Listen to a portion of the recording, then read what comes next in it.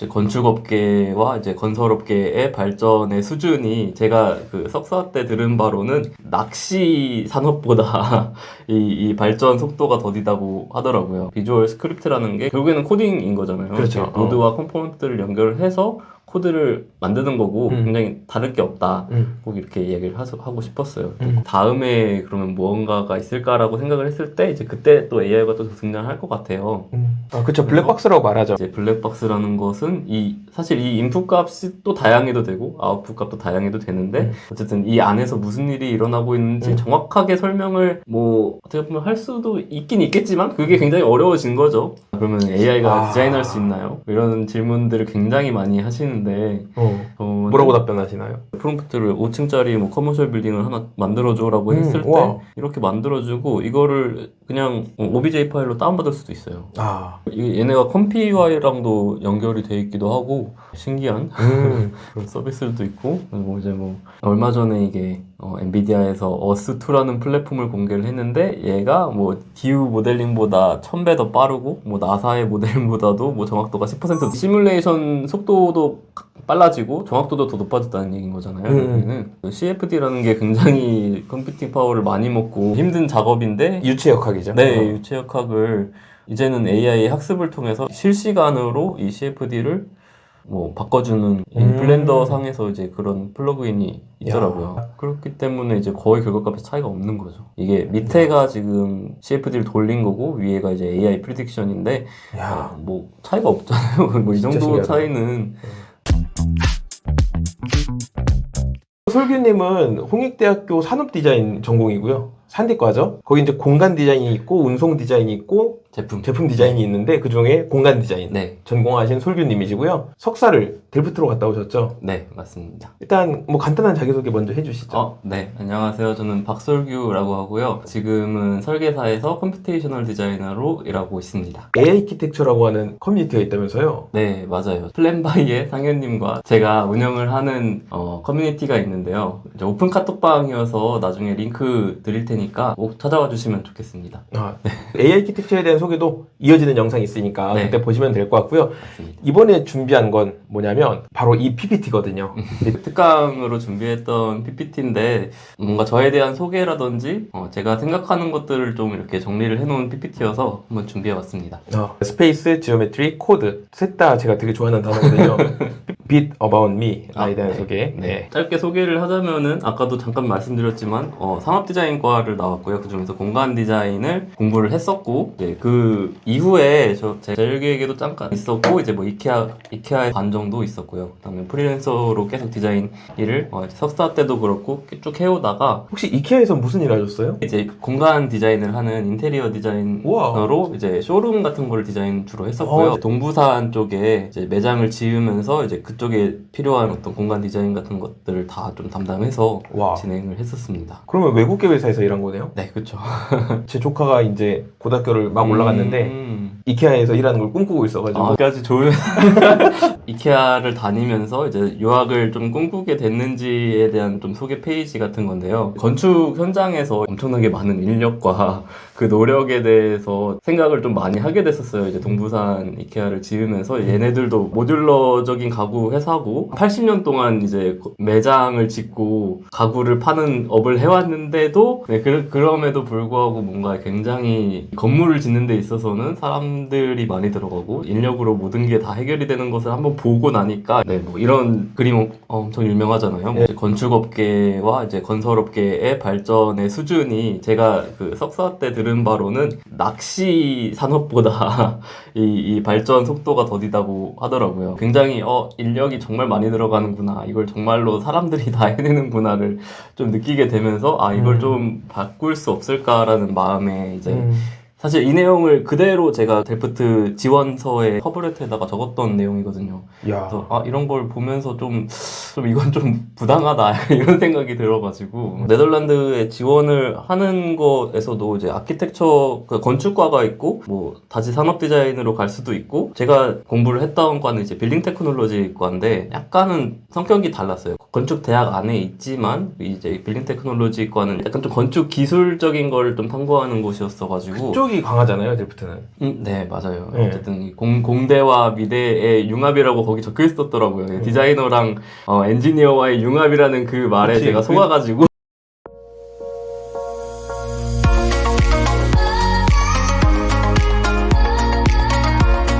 이제 그 이후에 정말 많은 고생을 했던 기억이 있고요. 세부적인 과가 굉장히 많이 나뉘었어요. 디자인 인포메틱스가 있고, 제가 했던 건 인포메틱스고, 클라이메이트 디자인이라든지 스트럭처럴 디자인, 파사드 디자인, 뭐 글라스 디자인 막 이런 식으로 과가 또 다 나뉘더라고요. 그래요? 네. 엄청 많구나. 네. 그래서 굉장히 다양하게 공부를 할 수 있는 기회가 있었고, 네, 그리고 이제 한국으로 돌아와서 이제 뭐 굉장히 여러 가지 방향들이 있었지만은 일단은 지금은 이렇게 건축 사무소에 들어와서 일을 하게 되었고요.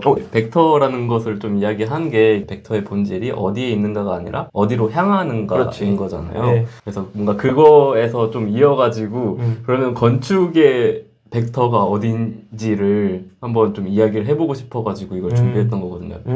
건축에서의 어떤 본질 뭐 이런 거를 한번 이야기하고 싶어가지고 뭐 이 할아버지가 이제 비트루비우스 네, 이제 건축가시니까 다들 아시겠지만 뭐 이런 걸 통해서 구조기능 친밀성이 결국에는 어떤 건축에 있어서 굉장히 키가 되는 본질로서 저는 배웠고 뭔가 저는 이렇게 생각을 한다라는 걸 이야기하고 싶었던 거고요. 그거랑 좀 더불어서 이제 기하학에 대한 이야기를 좀 하고 싶어서 이제 안도다다오 선생님께서 이야기하신 뭔가 기하학은 뭐 질서를 가져오는 그런 방법이었고 어떤 철학의 언어로서 승화가 되었었고 이제 디지털화에 불구하고 이 사실은 좀 변함이 없다 뭐 이렇게 말씀하시더라고요. 그래서 뭐 굉장히 다양한 건축물들의 스타일이 있고 뭐 어떤 사람들은 모피한 뭔가 그런 것들을 바이오필릭한 그런 것들을 추구하기도 하고 뭐 어떤 사람들은 좀 뭐 스페이스 신텍스라든지 뭐 이런 도시적인 관점에서 뭐 디자인을 하기도 하고 어떤 사람은 굉장히 좀 지역주의적인 건축 뭐 버나큘라 네, 뭐 그런 것들을 그 본질은 사람들이 건축을 함에 있어서 제가 느낀 바로는 이게 모두가 다 약간 같은 팀이다. 우리가 만드는 건축물은 우리를 위한 것도 있지만 우리 다음 세대한테 심판을 받는 그런 건축물들인 거잖아요. 뭐 결국에는 아치라는 게 이런 동굴의 모양에서 따와서 뭐 이런 아치가 뭐 굉장히 다양하게 승화가 되고 이제 모던하게도 이렇게 승화가 되는 뭐 저 로테르담 살 때 제가 자주 가던 이제 마켓홀인데 그것도 뭐 네, 거미줄에서 따온 어떤 이런 사그라다 파밀리아의 앞에 있는 조형에 대한 어떤 중요도를 한번 이렇게 설명을 하려고 했던 슬라이드들이고요. 조형이라는 게 결국에는 단순하고 이게 작게 느껴졌지만 이걸 재해석하면은 이렇게 큰 사이즈가 될 수도 있고 구조적인 그 안정성을 파악을 할 수도 있고 그런 거니까 정말 모던하게는 뭐 이런 식으로 그러니까 좀 이미지가 비슷한 것들을 가져왔다고 생각하시면 될 것 같고 뭐 블록 리서치 그룹 이제 ETH에서 하는 그런 ETH 이런 거 매년 하죠. 네. 지금도 하죠. 네, 그렇죠. 그래서 굉장히 이 단순한 이 조형적인 거에서 정말 엄청난 무게를 버틸 수 있는 그런 가능성을 보고 이런 걸 하는 거잖아요. 결국에는 뭐 지금 우리가 뭐 누리는 뭔가 이런 이 레티스 구조라든지 이게 딱 그 뭔가 구조에만 국한된 것도 아니고 친환경적인 뭐 그런 서큘레이션에도 적용될 수 있다. 서큘레이션 뭐 이런 것들도 그렇고 조형이 가질 수 있는 의미가 굉장히 다양하게 있다를 꼭 이야기하고 싶었어요. 가볍게 보는 사람들은 그냥 그러니까 조형이라는 게 뭐 사릉놀이 하는 거고 뭐 이렇게 느끼는 분들도 있는데 그게 아니라 정말로 큰 힘을 가진 물리 세계에서의 한 축을 담당하는 그런 그런 내용이다. 이제 CAD에 대한 내용으로 넘어갈 건데요. CAD가 뭐 컴퓨터 에디트 디자인인 거 이제 다 아실 거고 그쵸 이제 뭐 2D 도면이나 3D 모델을 이제 디지털로 제작하는 방식인 거고 결국에는 뭐 도면 작성과 아니면 모델 효율성을 높이는 데 목표죠. 그래서 이 역사에 대해서 저는 이야기하는 걸 되게 좋아해요. 네. 스케치패드가 저도 시작이라고 보고 저는 스케치패드가 좀 되게 놀라웠던 거는 이제 아이패드랑 비슷한 방식인 거잖아요. 찝어가지고 정말로 그리는 방식이었던 게 굉장히 좋았는데 이거 왜 없어졌을까 생각을 해보게 되더라고요. 이때 레이어라든지 색상이라든지 라인 타입이라든지 블록, 카피, 미러, 무브 등등의 모든 것들이 다 정립된 시기예요. 이분의 박사 논문이었죠. 장난 아니죠. 굉장한 뭐 주민 주마우도 되고 진짜 3D로 돌려보는 것도 되고 오브젝트 겹쳐가지고 선을 숨겨지는 것들 다 표현돼요. 네. 뭐 2D CAD가 이제 80년대부터 본격적으로 어쨌든 CAD라는 프로그램이 나오면서 이제 발전이 됐고 됐죠. 근데 초기 CAD 영상은 보신 적 있어요? 초기 CAD도 되게 재밌던데. 이 CAD도 오히려 더 편리한 느낌으로 뭔가 있더라고요. 그래서 그것도 좀 신기했어요. 되게 옛날에 좋았던 것들이 왜 약간 많이 바뀌었구나 뭐 이런 생각도 들고. 네, 근데 이후에는 이제 CAD라는 3D CAD가 나오면서 뭐 카티아라든지 라이노, 이거 라이노 영상 유튜브에 있는 건데 여기 밑에 보면 13년 전 이렇게 있거든요. 92년도가 1.0이었어요. 아, 라이노가. 그래요? 예. 제 영상도 13년 전인가 그러는데. 이런 툴들이 나오고 이제는 뭐 이렇게 뭐 블렌더라든지 뭐 많이 나왔죠. 이런 뭐 시각화라든지 뭔가 매니지라든지 굉장한 발전을 이루어냈고 생산성과 생산성과 정확성 많이 올라갔고 저는 이제 컴퓨테이셔널 디자인의 어떤 출연이다라고 이야기하고 맞아. 저희 학교 다닐 때가 딱 이때였잖아요. 맞아. 컴퓨팅 파워가 이렇게 막 증가하면서 이제 그래스호퍼라든지 뭐 다이나모라든지 이제 그래스호퍼 안에 있는 파이썬 뭐 이런 것들이 나오면서 컴퓨테이셔널 디자인인 게 나오게 됐다. 솔비님하고 저도 그래서포로 사실 맞아요. 연이된 케이스라서 그때만 해도 막 도망다니면서 막 하시라고 막 이렇게 했었는데 과제를 내야 되고 이러니까 맞아요. 네, 그래서 이제 컴퓨테이셔널 디자인이라는 게 뭐냐라는 질문을 굉장히 많이 받고 저도 이게 굉장히 많이 생각을 했던 건데 기준 형은 어떻게 생각하세요? 컴퓨테이셔널 디자인 뭔지 정의할 수 있으신가요? 알고리즘이 있는 디자인이라고 해야겠죠.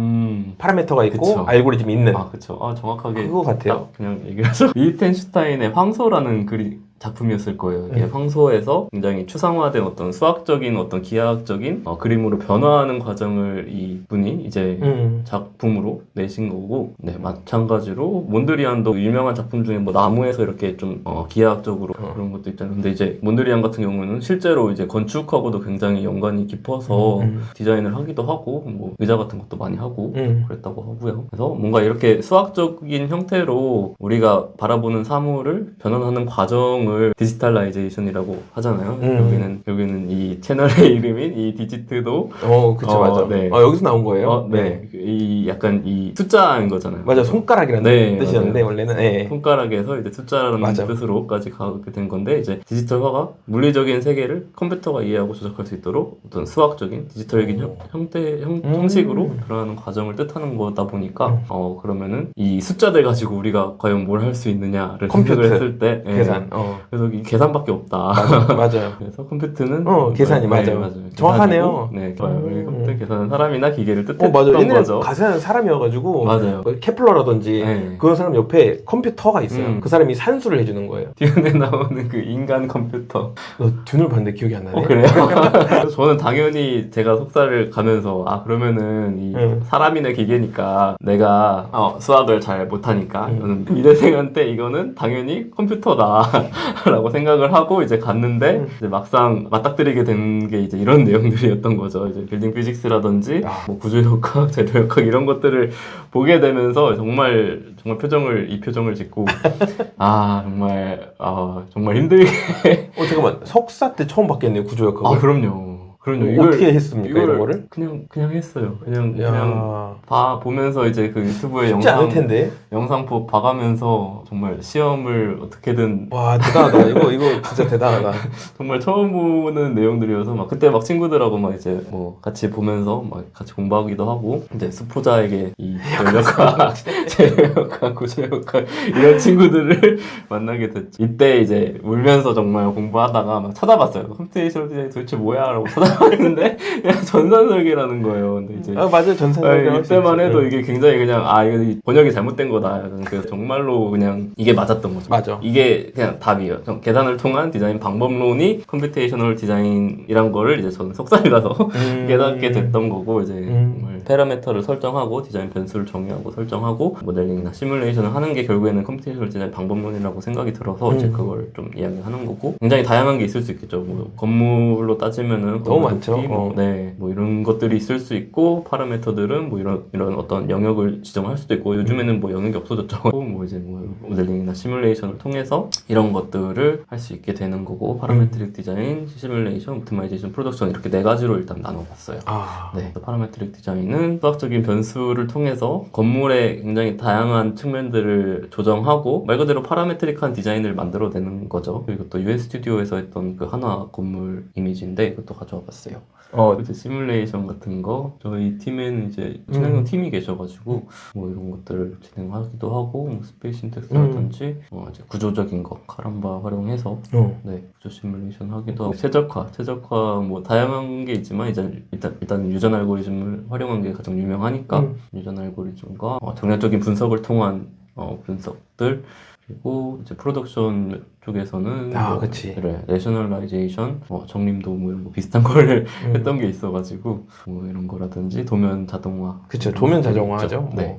네. 실제로 실무에서 사용하시는 분들이 아무래도 적다 보니까 필요성을 사실 못 느끼는 경우가 많죠. 네. 그래서 어떤 강점을 가지고 있는지 일단 라이노랑 굉장히 다른 툴이다라는 인식이 너무 세서 아니다 이거 비슷하다 똑같다 약간 이런 얘기를 하고 싶어가지고 이게 그냥 슬라이더 조절하는 거다라고 이야기를 드리고 싶어. 비주얼 스크립트라는 게 결국에는 코딩인 거잖아요. 그렇죠. 노드와 컴포넌트를 연결해서 코드를 만드는 거고 굉장히 다를 게 없다. 꼭 이렇게 이야기를 하고 싶었어요. 코딩의 경험이 적은 사용자들도 이렇게 접근성을 높여서 굉장히 이렇게 시각적으로 알고리즘을 만들 수 있다. 기본적으로 제공되는 컴포넌트들로 작업들을 많이 수행할 수 있지만 푸드 포 라이노. 네, 푸드 포 라이노 다양한 플러그인들이 있어서 뭐 환경 설계, 구조 분석, AI, 뭐 애니메이션, 최적화, 빔 모델링, 물리, 뭐 패널링 등등 정말 다양하게 증강이 되고요. 컴퓨테이셔널 디자인에 대해서 한번 이야기를 했고 이제 이 다음에 그러면 무언가가 있을까라고 생각을 했을 때 이제 그때 또 AI가 또 등장할 것 같아요. 등장했죠. 네, 등장을 했고. 그쵸. 블랙박스라고 말하죠. 그래서 이 블랙박스라고 말을 하는데 제가 생각했을 때는 이 AI와 컴퓨테이셔널 디자인의 어떤 융합이나 시너지가 굉장히 좀 기대가 되는 부분들이 많거든요. 화이트박스는 우리가 어떤 인풋을 넣고 아웃풋이 나오고 이게 뭔가 확실한 인과관계가 있어서 계산을 통해서 이 아웃풋이 딱 하나로 정의가 되는 뭔가 이런 걸 뜻하는 거고 쉽게 말해서 가운데 있는 화이트박스를 우리가 코딩으로 만드는 거죠. 네. 우리가 이 안을 볼 수 있고 그렇죠. 네. 확실하게 이제 블랙박스라는 것은 사실 이 인풋 값이 또 다양해도 되고 아웃풋 값도 다양해도 되는데 어쨌든 이 안에서 무슨 일이 일어나고 있는지 정확하게 설명을 뭐 어떻게 보면 할 수도 있긴 있겠지만 그게 굉장히 어려워진 거죠. 쉽게 말해서 인풋과 아웃풋을 제공하고 알고리즘 만들어라고 하는 거죠. 네, 맞아요. 정말 데이터를 때려 넣어가지고 많은 양의 데이터를 통해서 이렇게 만들어지는 거니까 이 컴퓨테이셔널 디자인과 이 AI와의 결합 이런 걸 통해서 우리가 AI를 뭐 이미지를 만든다든지 할 때도 결국에는 이걸 어떻게 제어할 수 있는지가 저희한테는 굉장히 중요한 거잖아요. 우리가 원하는 아이디어를 세상에 구현을 해내고 그게 맞는지 아닌지는 이제 우리 이후의 세대의 판단에 맡기겠지만 그런 거에 있어서 이 컴퓨테이셔널 디자인과 AI가 결합했을 때 가지는 시너지가 굉장히 엄청날 거다라고 생각을 한다. 뭐 이런 이야기였고요. 그러면 AI가 디자인할 수 있나요? 이런 질문들을 굉장히 많이 하시는데 뭐라고 답변하시나요? 그러면 똑같이 질문을 드려요. 그럼 어디까지가 디자인이죠? 라는 질문을 저는 합니다. 이렇게 해서 우리가 디자인이라고 하는 과정이 이게 아이디어까지가 디자인인지 스케치인지 모델링인지 렌더링인지 최종 결과물인지 아니면 실제로 완공이 된 걸 이제 디자인까지라고 하는지 운영이나 철거나 폐기나 뭐 이런 것들을 다 생각을 했을 때 이 디자인 정의에 따라서 AI는 디자인을 할 수도 있고 아닐 수도 있다. 라고 저는 이야기를 하고요. 각각의 단계가 이제 디자인의 일부라고 할 수 있으면은 AI는 그러면 이 중에서 어느 부분을 담당할 수 있는지에 대한 논의가 좀 필요하다고 생각을 하고요. DIKW 모델이라고 적어놓긴 했는데 이제 사람이 데이터를 모으는 방법이 있잖아요. 뭐 우리가 전시 간다든지 뭐 미술관을 간다든지 뭔가 리서치를 한다든지 이런 것들이 결국에는 사람이 데이터를 얻는 방식인 거고 이제 컴퓨터나 AI는 뭐 텍스트나 이미지나 숫자, 비디오 뭐 굉장히 많은 데이터들이 있으니까 이제 그런 것들을 통해서 학습을 한다. 어떤 영감의 원천이다라고 했을 때 이제 인포메이션이라는 것은 거기에다가 의미를 담는 거죠. 그래서 사람은 뭔가 매싱을 한다든지 뭐 재해석을 한다든지 뭐 비교를 통해서 뭔가 의미를 부여를 한다면은 이제 컴퓨터나 AI는 이제 패턴을 인식한다든지 분류한다든지 뭐 벡터를 시켜서 의미를 부여를 하고 이제 지식의 분야에서는 이제 사람은 평가를 하고 변형을 하고 어떤 디자인을 만들어낸다라고 했을 때 컴퓨터도 마찬가지로 이미지를 생성을 해내고 이게 생성형 AI가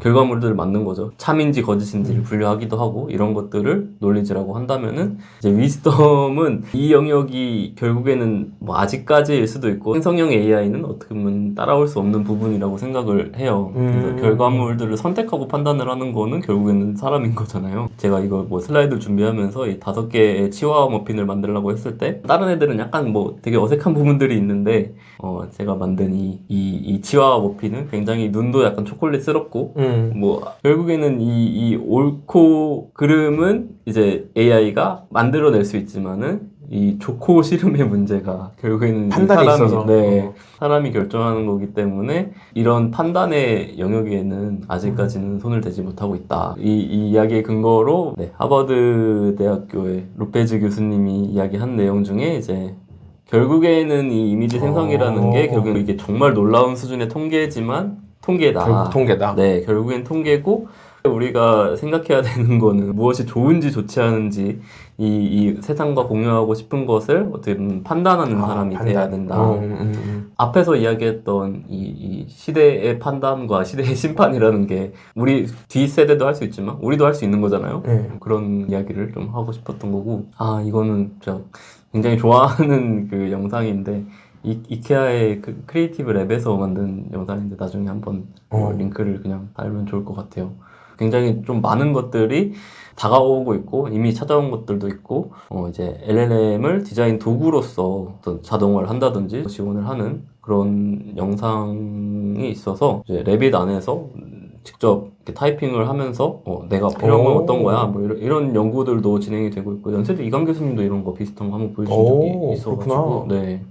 그리고 실제로 저도 이제 이렇게 많이 사용을 하는데 라이노 그래스호퍼에서 질문을 이렇게 치는 거예요. 근데 나 이런 사이즈에 어떤 걸 만들고 싶어 파이썬으로 만들어줘라고 치면은 이제 얘가 이렇게 코드를 쳐주고 이제 그거에다가 슬라이더만 조절을 할 수 있게끔 첫 코딩을 컴퓨터한테 맡겨버리면은 디버깅도 다 컴퓨터로 해야 돼. 그쵸. 근데 저는 좋은 것 같아요.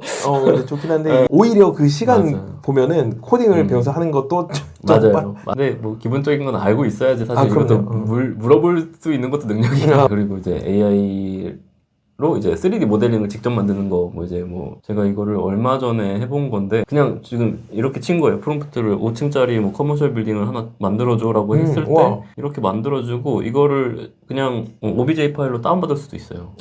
얘네가 컴피UI랑도 연결이 돼 있기도 하고 신기한 그런 서비스들도 있고 그리고 이제 엔비디아에서 만든 이런 메쉬 생성 프로그램들 지금 아마 사용을 해볼 수도 있더라고요. 몇 개는 사진으로 이제 3D 만들어서 여기 있는 모든 에셋들이 다 이렇게 만들어진 거다 이렇게 하면서 광고를 하더라고요. 그러니까 참 신기하다니까. 네.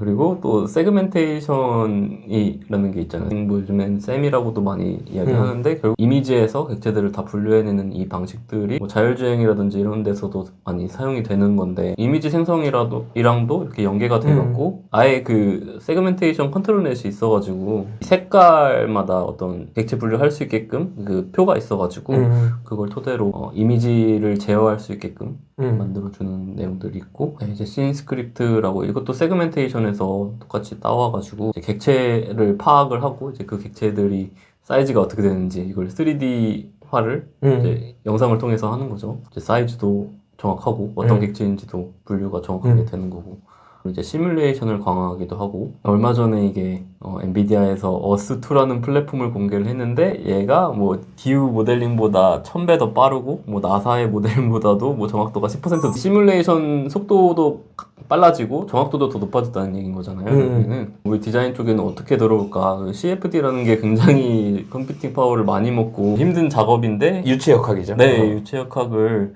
이제는 AI 학습을 통해서 실시간으로 이 CFD를 바꿔주는 이 블렌더 상에서 이제 그런 플러그인이 있더라고요. 결국엔 그러면 이게 장난감이냐 아니면 정말로 툴로서의 가치가 있느냐를 이제 고민을 해봤을 때 실제 시뮬레이션과 거의 차이가 없게끔 애초에 그게 목적으로 디자인된 모델이기도 하고 애초에 시뮬레이션인 것 자체가 현실 세계를 그대로 구현하기 위해서 만들어진 개념이니까 그렇기 때문에 이제 거의 결과값에서 차이가 없는 거죠. 이게 밑에가 지금 CFD를 돌린 거고 위에가 이제 AI 프리딕션인데 뭐 차이가 없잖아요. 뭐 이 정도 신기하다. 차이는 이것도 사실 뭐 한 5년 전 시뮬레이션 내용이더라고요. 오른쪽이 AI고 이제 왼쪽이 시뮬레이션이고 네, 그래서 그러면 이제 건축 쪽으로 또 생각을 했을 때 시뮬레이션이 빨라진다는 거는 결국에는 뭔가를 더 빠르고 정확하게 평가할 수 있다는 이야기니까 이런 데이터 기반 디자인이라는 게 어떻게 보면 더 힘을 받을 수 있는 거고 결국에는 이 디자인을 통계적인 접근과 평가 방법으로 접근을 할 수 있다. 이거는 델프트에서 좀 했던 내용인데 이제 스페이스 신텍스라는 게 결국에는 공간과 공간 간의 선호도가 있고 공간과 공간 간의 상관관계가 있잖아요. 뭐 2D 어텐션 맵을 만들어내듯이 이제 3D로 어텐션 맵을 만들고 그걸 토대로 공간 간의 상관관계를 통해서 이 공간을 분석을 하고 찾아 들어가는 그런 방식이라고 보시면 될 것 같은데 나중에는 이제 이런 식으로 3D화가 된 이 어텐션 맵을 통해서 공간이 어떻게 돼야 되는지를 그 치수화로 표현을 하는 거죠. 이걸 통해서 시뮬레이션을 하고 에이전트 베이스드가 될 수도 있고 뭐 이렇게 뭐 여러 가지 방법들이 있겠지만 결국에는 여기서 하고자 하는 거는 이렇게 공간들의 배치와 분석이 내가 정한 이 인풋 값에 따라서 배치가 자동으로 좀 되는 거죠. 근데 이제 자동이긴 하지만 내가 정한 인풋 값에 그 데이터가 있으니까 자동이지만 얘는 근거가 있는 그런 공간의 배치를 만들어낼 수 있는 거고 사실 뭐 디자인 쪽에서도 뭐 굉장히 다양한 툴이 있지만 어쨌든 오토데스크는 이런 것들을 하고 있다를 보여주는데 저는 여기서 또 재밌는 게 여기도 이런 식으로 복셀을 인풋 값을 넣는 걸 하더라고요. 네, 이런 식으로 여기서 수정을 하는 게 뭔가 3D 메시화 되는 것들을 하는 게 되게 재밌어 보여가지고 지금 베리에이션이 뭐 여러 개 생기고 메시가 만들어지는 뭐 이런 것들을 하고 있는 게 정말 참 재밌는 것 같아가지고 재밌네요. 네, 그래서 뭐 AI가 어떻게 활용되고 있는지 어떤 가능성들이 있는지를 한번 좀 찾아본 거고 뭐 하지만 중요한 거는 이제 AI가 결국에는 저는 도구라고 좀 설명을 드리고 싶고 중요한 거는 무엇이 좋은지 좋지 않은지 그 무언가를 만들어내는 것을 결국에는 판단하는 사람이 돼야 된다. 그쵸. 이렇게 해서 설명 잘 들었고요. 이어지는 영상에서는 또 어떤 내용들 해주실 건지 얘기 한번 해주시겠어요? 저와 같이 이제 AI 아키텍처라는 커뮤니티를 운영하고 계신 상현님과 같이 AI 시각화에 대해서 좀 더 깊게 뭔가 이야기를 해보고 어떤 방향으로 지금 AI 시각화가 나가고 있는지 그리고 이게 좀 안 좋게 보시는 분들도 있고 뭔가 좀 가능성을 좀 낮게 평가하시는 분들도 있고 좀 과하게 평가하시는 분들도 가끔씩 계세요.